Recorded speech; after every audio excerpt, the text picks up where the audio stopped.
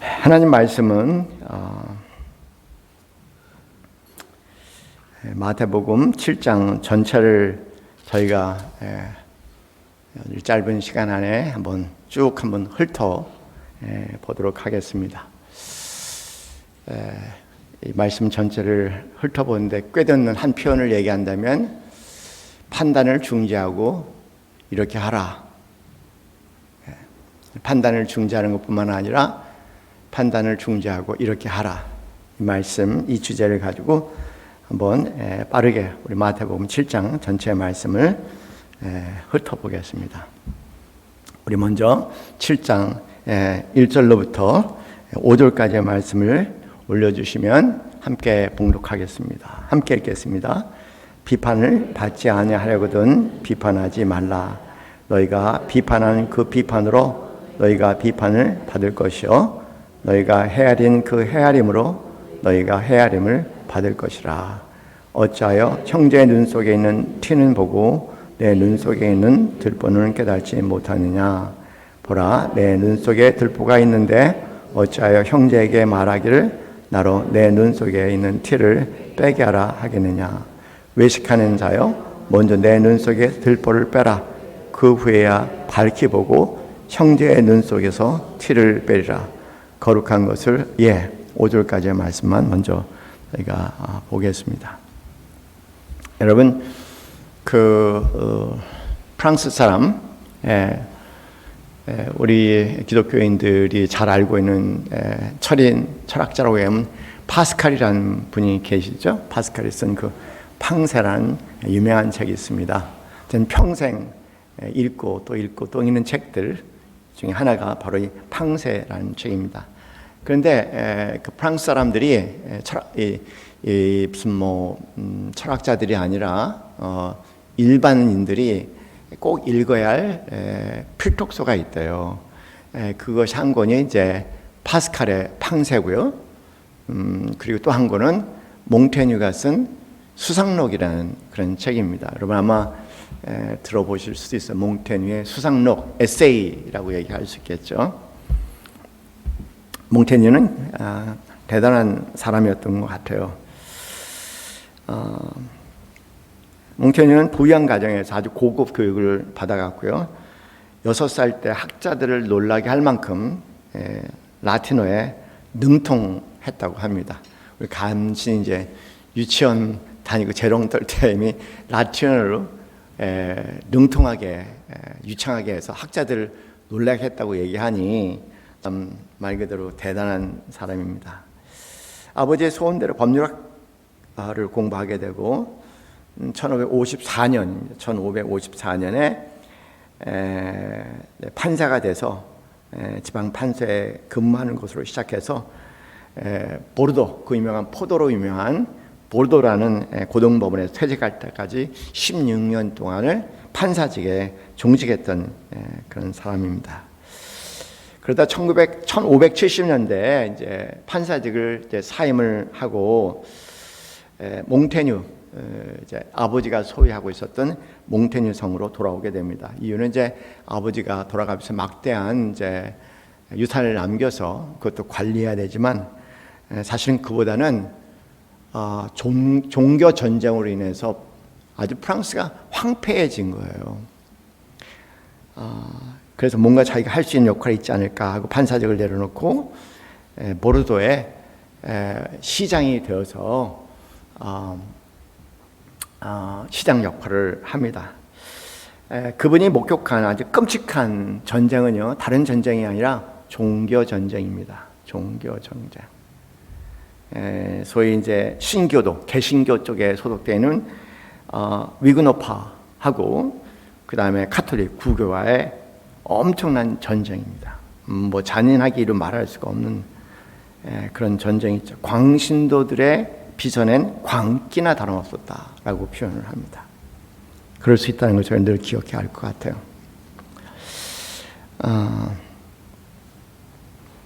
이 전쟁의 참혹함 속에 그 끔찍한 비극을 목도하면서 이런 깨달음을 갖게 됩니다. 전쟁은 인간이 하는 것이고 문제가 있다면 바로 인간에게 있다. 하나님은 빼놓고요. 인간의 삶 속에 일어나는 모든 것은 근본적으로 인간 자신과 관련되어 있으며 필경 인간의 문제로 귀착된다. 그렇게 정리를 합니다. 그러면서 그로부터 인간에 대한 탐구에 집중을 하기 시작하죠. 특별히 이제 열심히 공부하는데요. 개신교 위그노파의 교리들, 그들이 얘기하는 하나님, 우주, 영혼, 정신, 육체에 대해서 면밀하게 공부합니다. 뿐만 아니라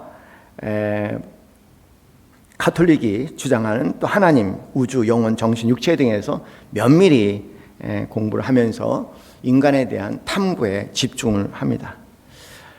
은퇴한 이후에 대부분 시장 역할을 하면서 시간이 주어질 때마다 성탑 3층에 있는 서재에 앉아서 독서와 명상에 잠기면서 책을 썼다고 하죠.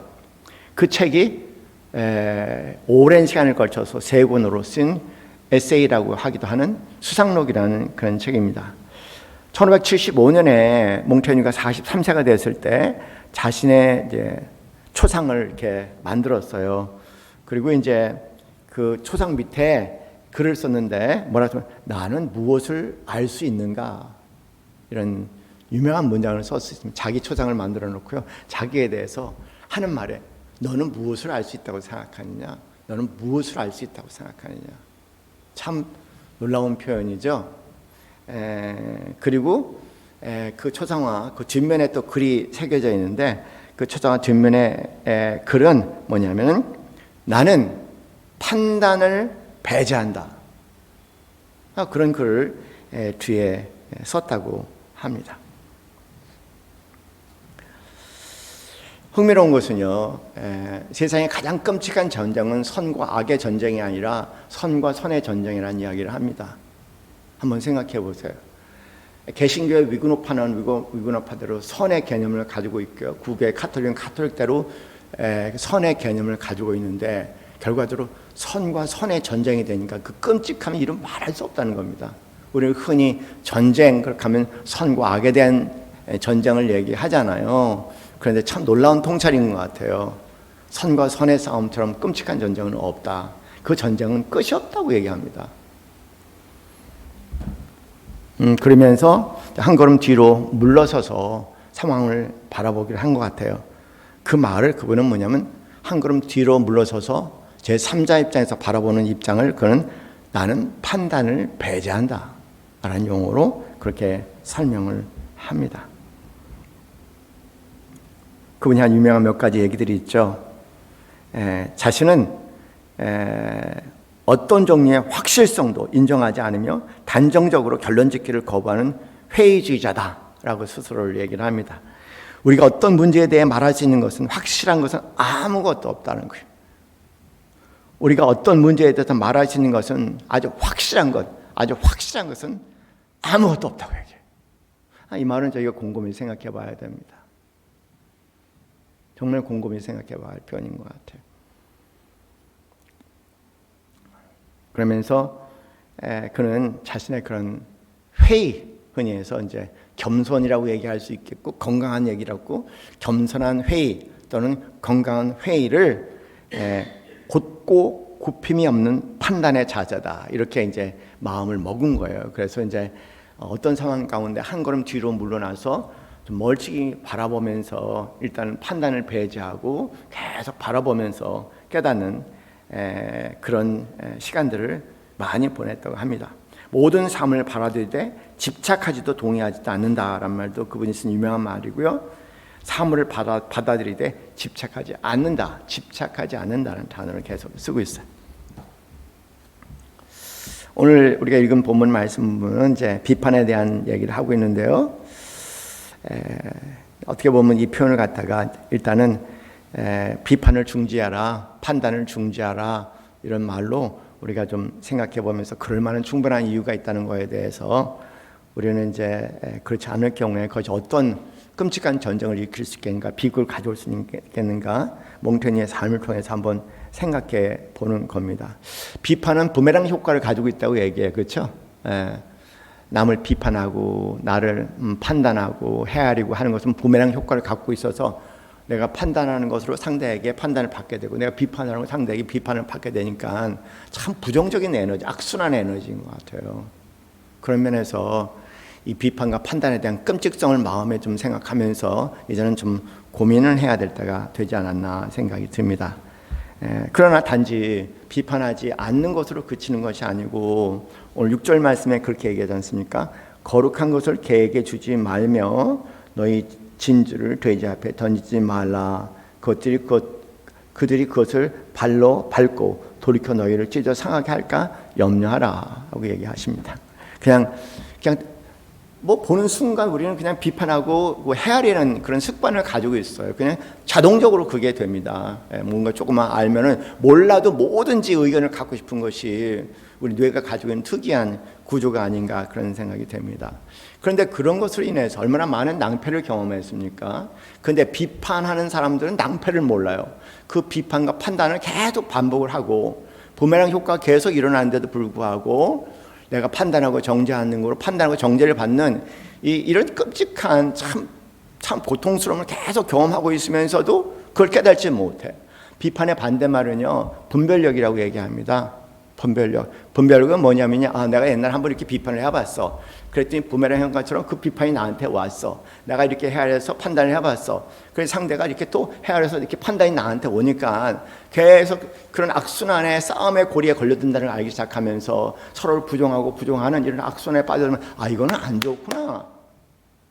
이건 안 좋은 거구나. 라고 어느 날 살다 보면 깨달을 거 아니겠습니까? 그 깨달음을 분별력이라고 얘기하는 거죠.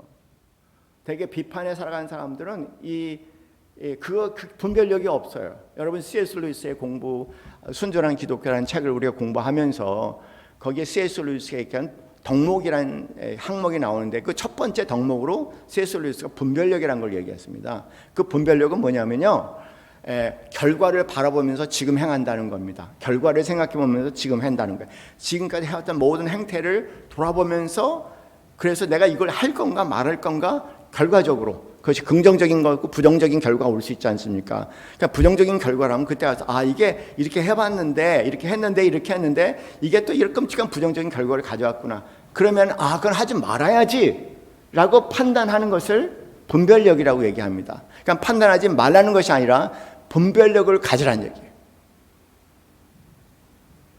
우리 삶 한번 돌아보세요.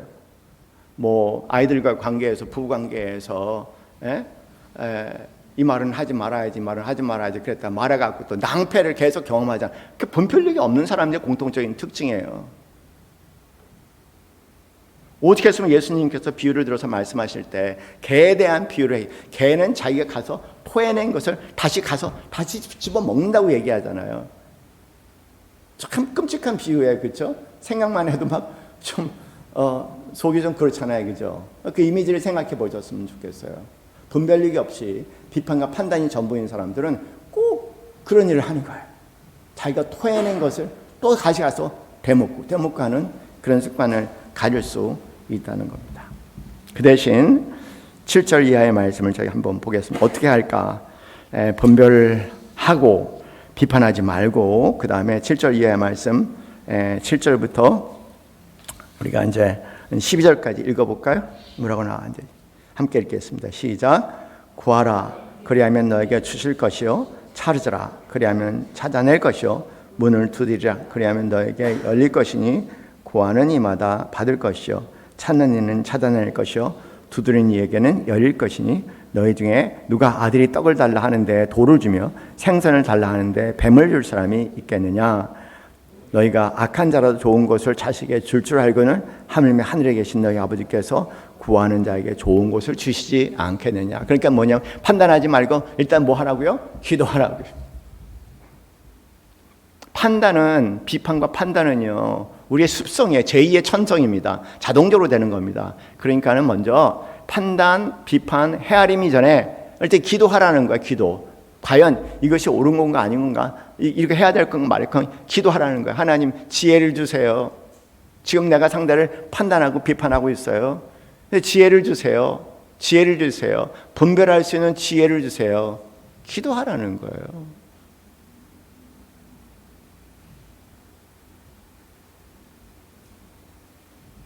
뭐 이론적으로 얘기하는 거죠. 얼마나 우리 이렇게 살아본 적이 없을 거예요, 대부분. 그렇게 했으면 얼마나 좋겠습니까?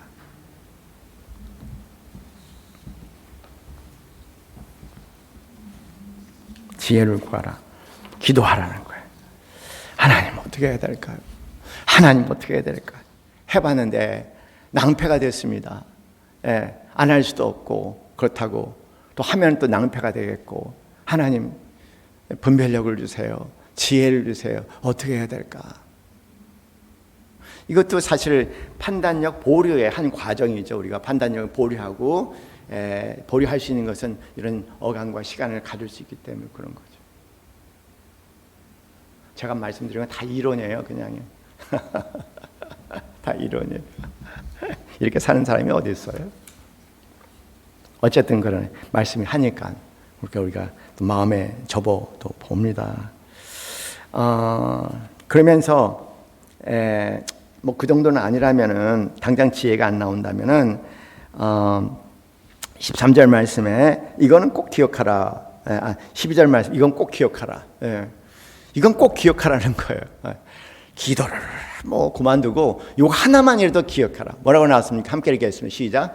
그러므로 무엇인지 남에게 대접받고자 하는 대로 너희도 남을 대접하라. 이것이 율법이요 선지자. 이 말은 이것이 성경의 전부라고 얘기하시는 거예요. 율법, 성경은 율법과 선지자로 구성되어 있으니까 유대인의 성경에 의하면 성경 전체를 얘기하는 거죠. 네가 그렇게 대접받고 싶으냐? 상대에게 판단받고 상대에게 비판받고 상대에게 헤아림받고 그렇게 하고 싶으냐? 아니지? 그럼 그렇게 하지 마라. 어떻게 대접받고 싶어? 하면서 어떻게 상대가 너를 대접하고 싶어? 우리 보면은 상대가 내가 못 같은 생각이라도 나를 좀 인정해 줬으면 좋겠고 나를 좀 그래서 잘한다고 얘기해 줬으면 좋잖아요. 그렇죠? 그렇게 해야 되지 않겠습니까? 이건 판단 중지를 넘어서 또 다른 차원의 얘기인 것 같아요. 기도하라, 구하라, 그리고 떠올라라. 대접받고 싶은 분들은 대접하라. 내가 상대에게 어떤 대접을 받고 싶지? 내가 상대를 계속 씹으면 상대도 나를 계속 씹을 거예요. 그러나 상대를 품고 그리고 함께 한다면 아마 상대도 나를 품고 나와 함께 하겠죠. 그런 관계성에 어떤 일이 벌어질까 생각해 보면은 참 놀라운 말씀인 것 같아요.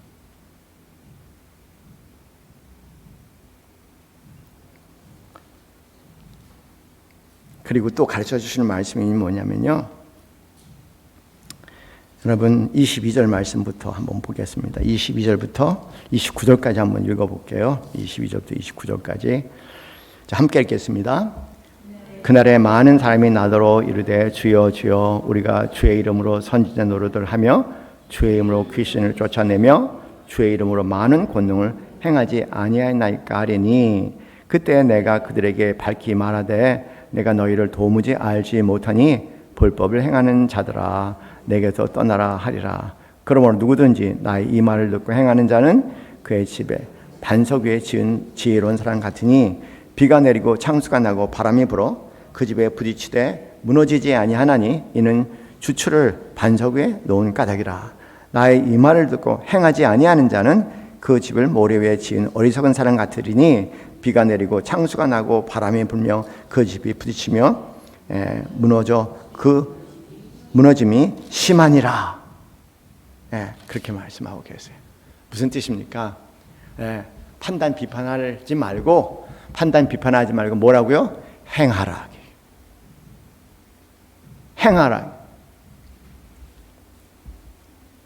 한 번은 제가 이제 뭐 때문에 투덜투덜거리고 비판하고 있었어요. 저쩌고 그랬더니 아들이 나를 가만히 보더니 아빠 그렇게 판단하고 비판할 시간이 있으면 그냥 아빠가 해. 아빠가 하면 안 돼? 꼭 다른 사람이 해야 되는 거야? 막 그렇게 막 그놈이 아주 보통이 아니야. 어떤 때 보면은 할 말이 없더라고요. 할 말이 없어. 정말 너무너무 얼굴이 화끈화끈 달라오고 창피하더라고요. 애비가 돼서 아빠가 해. 그럼 보람을 느끼실 테니까. 참. 판단하고 해야 할 것이 있으면 하라 얘기해요. 네가 하라. 네가 하라. 아마 내 안에 판단과 비판을 주고 헤아림을 준다는 얘기는 하나님께서 하시는 특별한 메시지가 있어요. 네가 좀 해봐. 네가 해. 네가 하란 말이야. 라는 메시지일 수 있잖아요. 사람들이 그런 것 같아요. 남이 하는 걸 보면은 참 쉽게 말하는 것 같아요. 어머니 모시는 게 얼마나 힘든지 안 모셔본 분들은 너무 쉽게 말해요. 거기에 대해서. 아버님 모시는 게 얼마나 힘든지 안 해본 사람들은 구역 모심에서도 너무 쉽게 얘기하는 거예요. 고약해요, 인간들이. 한 번은 남서울 은혜교회 한 권사님이 막내 며느리인데 위에 형님들이 이제 줄줄이 있는데요. 형님들이 이제 어머니를 좀 너무 힘들게 한다. 우리를 어머니를 모시기 힘들다는 거예요. 그래서 이제 뭐 형제들끼리 이제 막내니까 자기는 가만히 있는데 형제들끼리 다 모였는데 막 서로 이제 뭐 우리가 몇 번 모셨다, 우리가 몇 번 모셨다 그러면서 그래도 형이 가져가, 형이 모셔야 되잖아. 막 싸움이 일어나는 거예요. 이것도 굉장히 의로운 분이거든요. 그 얘기를 듣다가 참다가 못해서 드디어 아유, 그만 싸우세요. 우리가 모실게요. 그렇게 얘기를 하는 거예요. 이야, 큰일 났어요. 큰일 났어. 그 어머니를 모시고 온 거예요.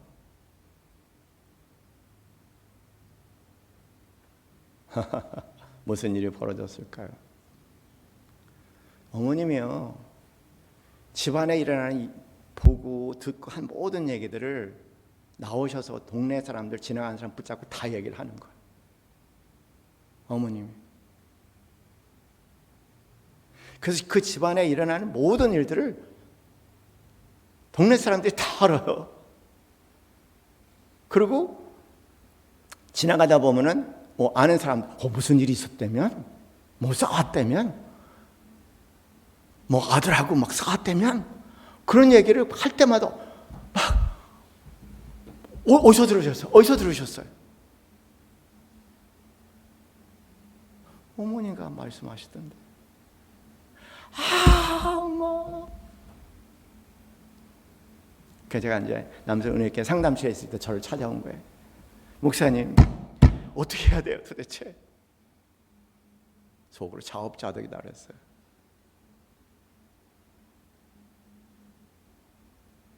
내가 안 해본 일은 사람들이 참 쉽게 얘기해요. 참 못된 습관이에요. 정말 못된 습관이에요.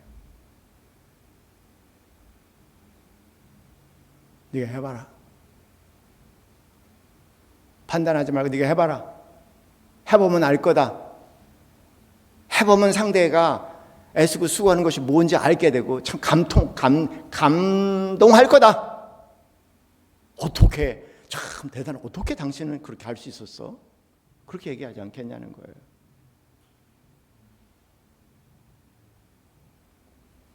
어쨌든 다 가르쳐줘도 결코 쉬운 길은 아니에요.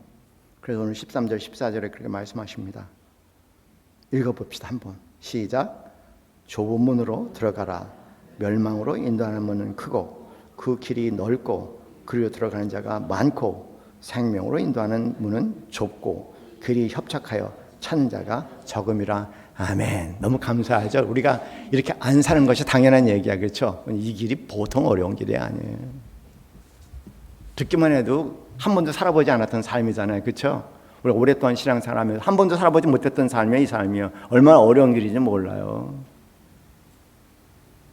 이렇게 산다면, 이렇게 산 적이 있다면 신기한 일일 뿐이죠. 그렇게 못 살았다고 자학하지 마시고요. 많은 사람들이 사는 것처럼 살았구나. 그러나 최소한도 그 정도는 알고 있어야 돼요. 내가 특별한 건 아닙니다.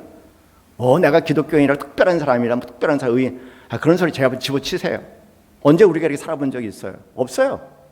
다른 사람 사는 거 똑같이 살아요.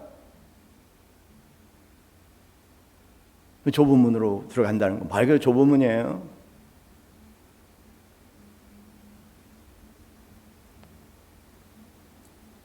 그러면서도 좁은 문이라도 꾸역꾸역 우리가 들어갈 이유가 있어요.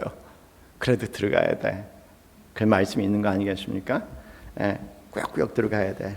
오늘 15절 이하의 말씀 한번 읽어볼게요. 15절부터 15절부터 몇 절까지일까요? 21절까지. 자, 한번 읽어보겠습니다. 15절부터 시작. 거짓 선지자들을 삼가라.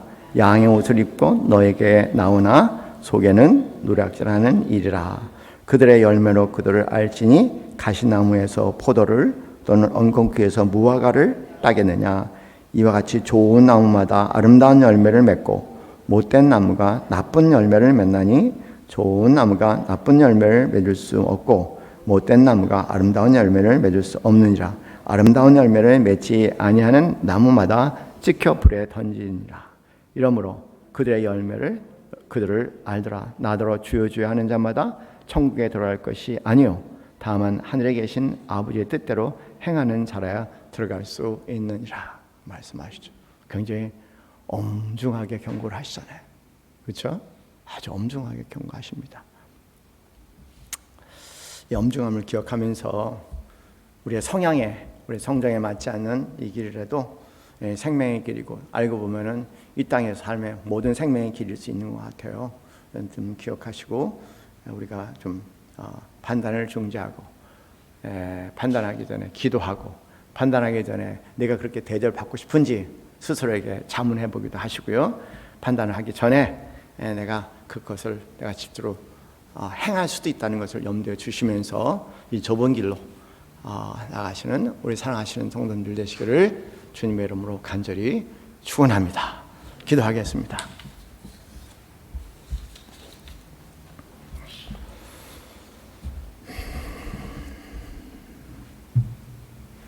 우리 한번 돌아봅니다. 그냥 기억만이라도 합시다. 기억하지 못하면 살지도 못하는 삶 아닙니까? 판단과 비판은 아무런 도움이 되지 않습니다. 상대를 헤아리는 것도 아무런 도움이 되지 않다고 분명히 경고하고 계십니다. 판단하고 비판하기 전에 분별력을 가지고 돌아보고 어떻게 할까 지혜를 구하라고 말씀하십니다.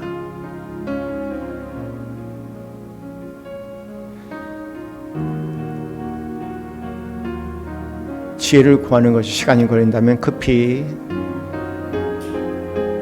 내가 이렇게 대접받고 싶은지를 생각해 보십시오. 그리고 나의 비판과 헤아림은 주님의 메시지가 담겨져 있죠. 내가 한번 해봐라. 내가 한번 해봐라. 내가 한번 해봐라.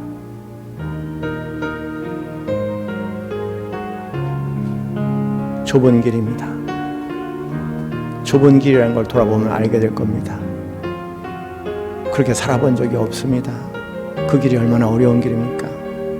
소수의 사람만 가는 길입니다. 그러나 그 길을 가기를 원합니다. 그것이 너나 우리 모두의 생명의 길이기 때문입니다. 우리는 하나님의 자녀로 다른 선택이 없지 않습니까? 그냥 그렇습니다. 순종하고 한번 그 길을 시험적으로 걸어가기를 원합니다. 믿음이라는 것은 살아봐야 아는 겁니다. 이론이 아니죠. 이해되지 않아도 살아보면은 그러셔서 그렇구나.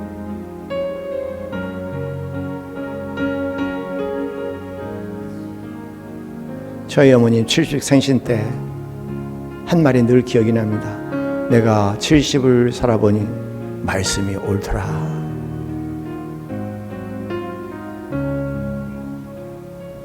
여기 함께 예배드리는 적지 않은 분들 다 70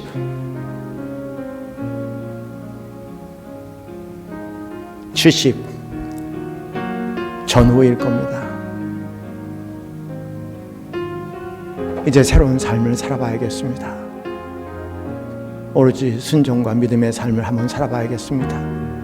그리고 하나님이 옳았다. 그렇게 진심으로 고백할 수 있는 하나님을 인정하는 놀라운 은혜가 우리 삶에 분명히 확연하고 명료해져야 되지 않겠습니까? 우리 함께 기도합시다. 할렐루야. 하나님 아버지 감사합니다. 하나님 감사합니다. 기억하게 하옵소서. 기억하게 하옵소서. 오 하나님 기억하게 하옵소서. 하나님 기억하게 하옵소서. 마태복음 7장의 그 모든 것들을 기억하게 하옵소서. 하나하나 기억하게 하옵소서. 말씀이 육신이 되게 하여 주시옵소서. 그 말씀이 내 구체적인 삶이 되게 하옵소서. 내 몸으로 체득하는 말씀이 되게 하여 주시옵소서. 그 생명의 길을 걸으며 하나님을 찬양하며 하나님의 동행하심을 평생 누리기를 원합니다. 하나님, 그리고 이 길이 나뿐만 아니라 모든 사람들을 살리는 생명의 길인 것을 알게 하셔서 내 사랑하는 자녀, 배우자, 그리고 주님 안에 맺혀진 모든 관계 속에 열매 맺게 하여 주셔서 우리의 만남과 함께함이 생명의 폭발이 될 수 있도록, 생명의 꽃이 활짝 필 수 있는 삶이 될 수 있도록 주여 우리를 기억하게 하시고 인도하여 주시옵소서. 할렐루야. 감사합니다. 하나님 우리에게 생명의 길로 인도하여 주심을 감사합니다. 감사합니다. 감사합니다. 감사합니다. 감사합니다. 할렐루야. 감사합니다.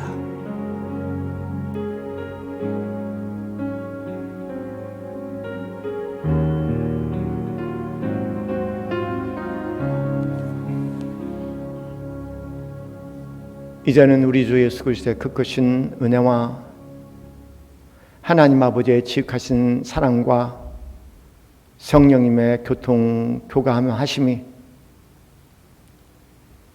이 말씀이 육신이 되어 너 우리 모두에게 생명의 길이 되기 소원하는 이 자리는 하나님 모든 자녀들 머리 위에 지금부터 영원까지 함께 있기를 간절히 축원하옵나이다.